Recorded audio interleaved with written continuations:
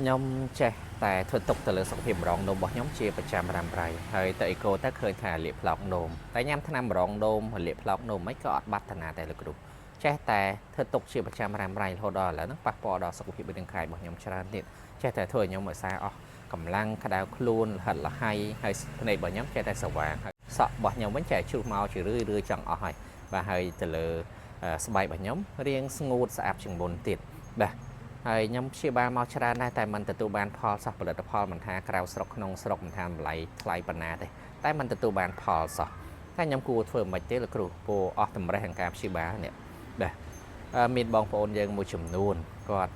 ជួបបញ្ហាបែបហ្នឹងមកច្រើនហើយឆ្លងកាត់ការព្យាបាលមកច្រើនណាស់តែមិនទទួលបានផលសោះបាទទៅអីកូបណ្ឌិតទឹកនោមឃើញត្រឹមតែលាបឡោកនោមឬបង្ហូរនោមតែញ៉ាំថ្នាំរងនោមមិនក៏អត់បាត់តាណាសោះភាគច្រើនបងប្អូនដែលគាត់មានអាការៈបែបហ្នឹងសួរនាំគាត់ទៅកន្លងមកគឺគាត់មានបញ្ហាបំបេះទឹកបាយឬក៏ពពួកមេរោគផ្សិតទៅធ្វើឲ្យស្ថានភាពរបស់គាត់វិវត្តដល់ដំណាក់កាលហ្នឹងរហូតដល់ប្រើថ្នាំរងនោមមិនក៏អត់បានផលដែរចេះតែធ្ងន់ទៅ